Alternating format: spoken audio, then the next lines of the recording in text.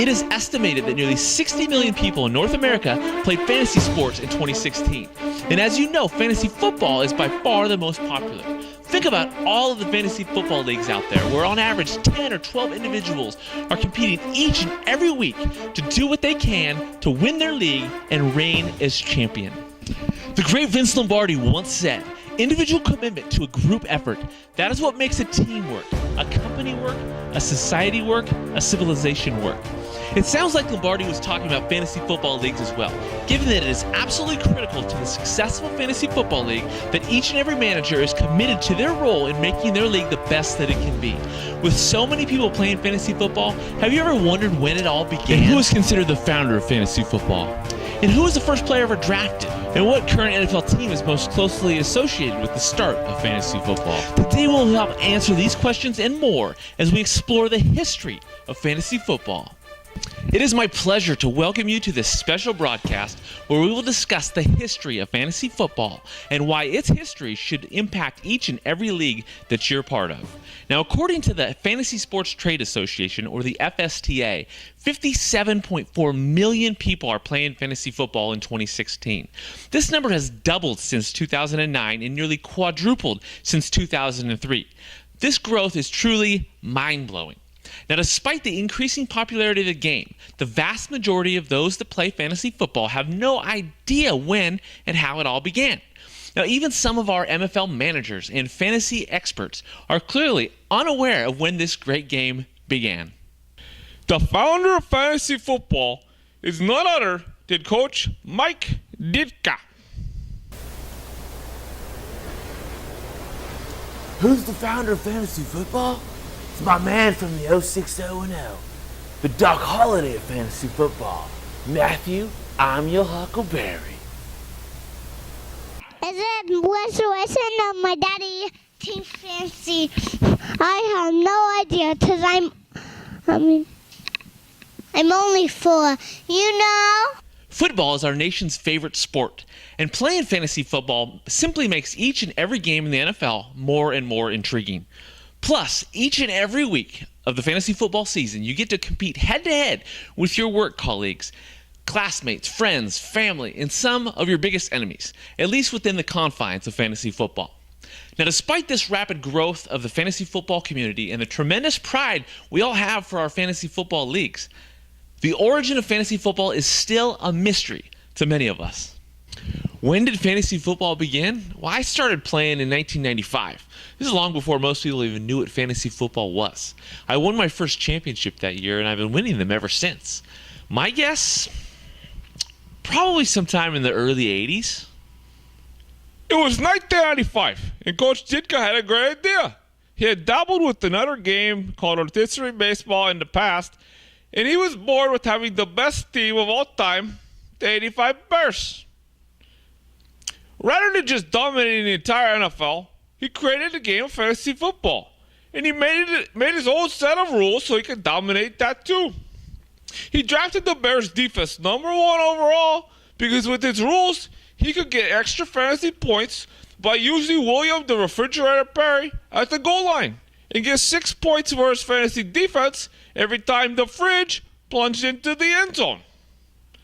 Why else would Ditka use the fridge at running back when he had the greatest of all time, Walter Payton? That is the history of fantasy football and where it all began.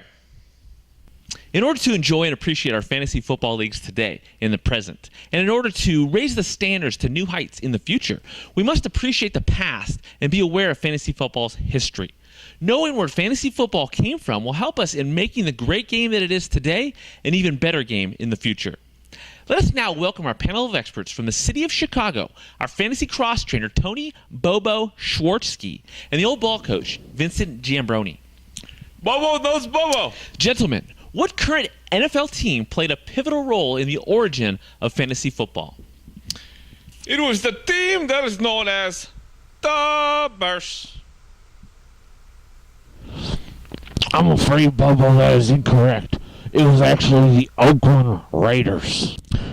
The first fantasy football league ever created was restricted to individuals that were associated with the Oakland Raiders organization and the Oakland Tribune newspaper company. And guys, what year was fantasy football founded? Yeah, Commish. Many believe that the Cuban Missile Crisis in late October of 1962 that almost led to World War III was the most significant event that took place at that time in world history. Or the debut of the Rolling Stones. Now, I would, however, suggest that the most impactful historical event in October of 1962 was indeed the birth of fantasy football. Of course, old coach Jim Brody knows that. He started his career with the Detroit Dinosaurs back in the PFL, the Prehistoric Football League. Yeah, real funny, Bobo. Now, Commissioner, after the concept was founded in fall of 1962, the very first draft took place in August of 1963 in Oakland, California. Now let's welcome our MFL Insider, Blaze Scheffler. Blaze, we now know the first league was founded in 1962.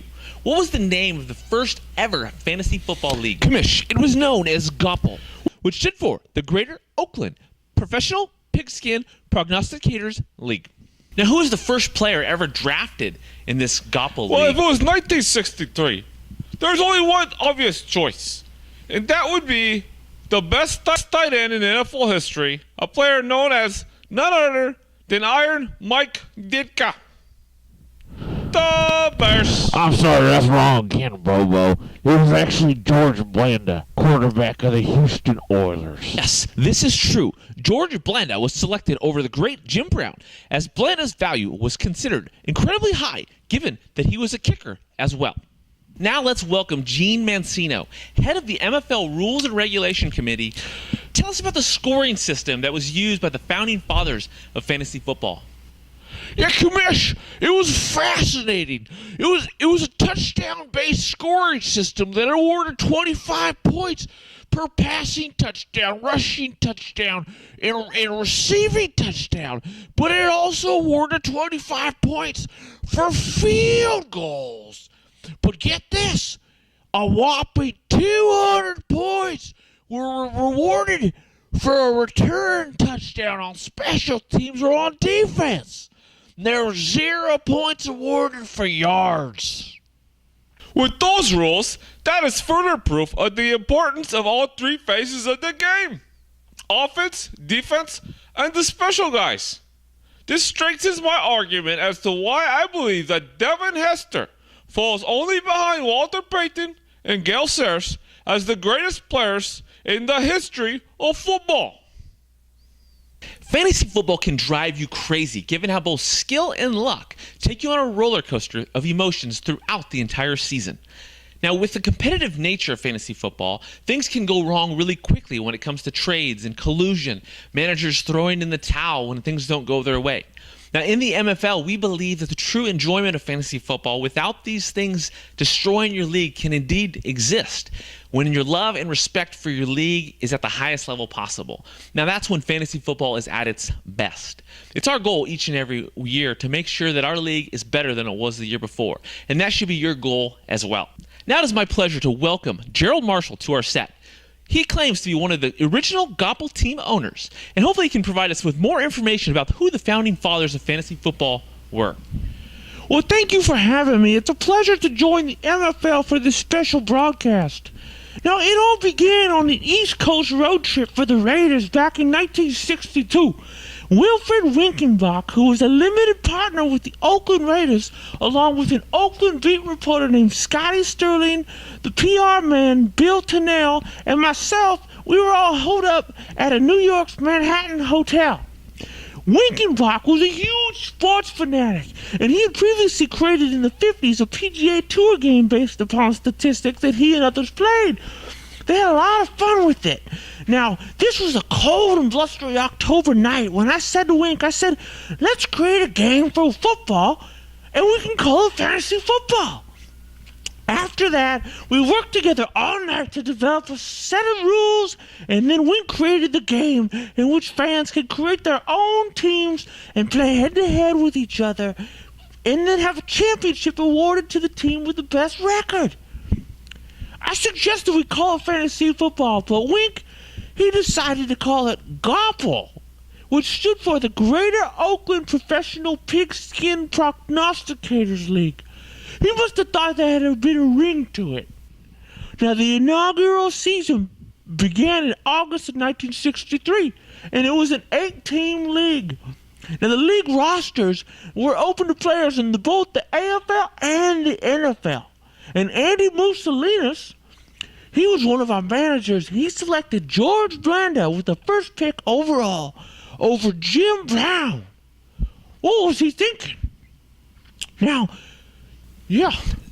Gerald, what were your drafts like back then? Drafts took place for that league were intense. We didn't have the technology we have today, or the gurus from the 06010 like Bell, Berry, and Yates. We didn't have the fantasy footballers. We didn't have Clay and Harris and Barnes and Evans and even King Fantasy of the MFL. We relied upon our Straight and Smith annual magazine and the information available to us at the Tribune. We didn't have any experts out there that were telling us who to start and who to sit and gave us projections and points and not what to do. We had to make up our decisions on our own. We had some wild drafts. Sometimes we draft guys that were out of the league, and sometimes we even draft guys that were dead. Wow. Now, what did you guys do to recognize your league champions? We had a big trophy for the league winner, and Wink, he made a trophy with a wooden football face and a dunce cap on it for the last place manager who had to display it in his house the whole next season. Now, did anyone have some inside information being so close to the Raiders organization? Funny you ask. Now, Wink had some inside guys that helped him with scouting. A young scout with the Raiders named Ron Wolf, he helped him with some insight about what was happening around the AFL and the NFL. The Hall of Fame general manager from the Green Bay Packers? Wow, that's incredible. What else happened to the original members of the GOPL League? Now, the game grew and it spread, especially when Andy Musolinas, who owned the bar King's X, brought the game to the bar and started a few more leagues in 1969. He'd have awards banquets with nearly 200 people at it each season. From there, it just spread from the Bay Area to all across the corners of the country. When he broke off and he made his own league, he incorporated yards in his scoring system. And he felt as though it wasn't fair that guys like O.J. Simpson were just killing defenses out there.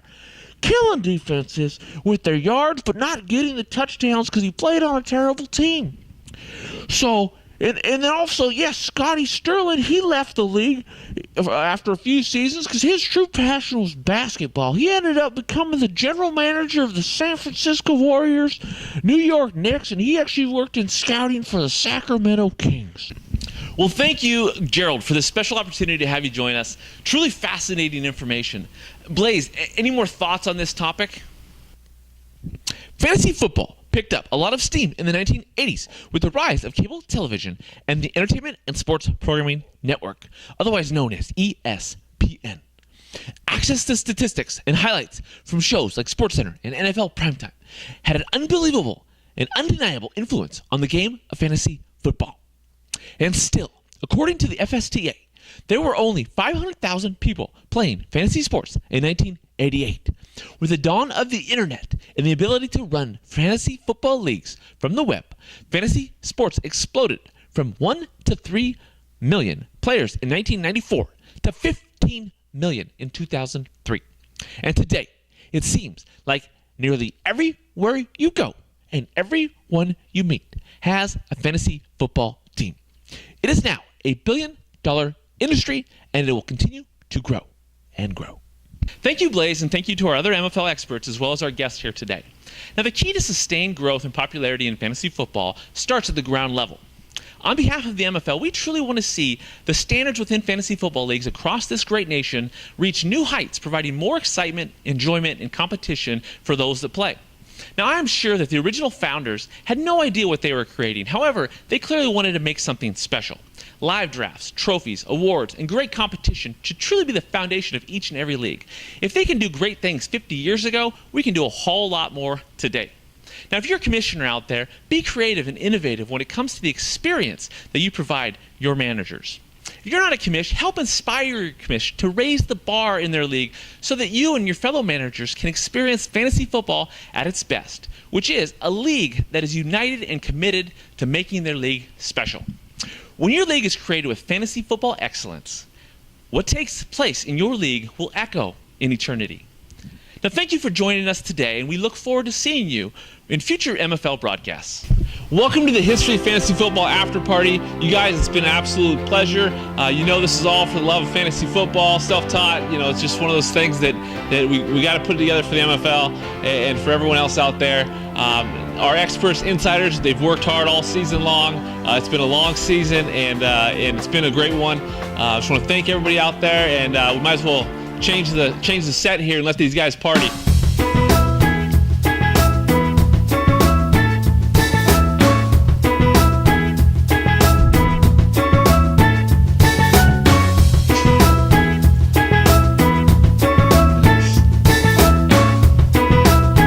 These guys got moves.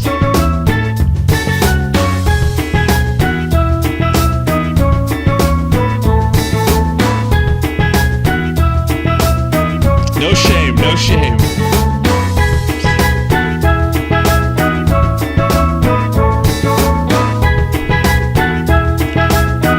No, I'll let you guys do the work.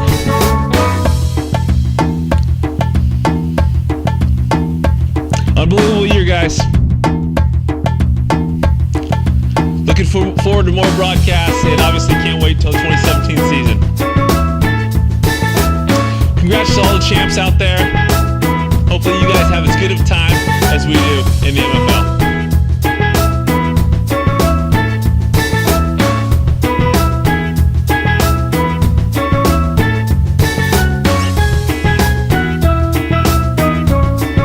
Alright, well guys. You guys may know me as a huge Seahawks fan, but I'm also a huge fan of the MFL, the greatest fantasy football league in the world.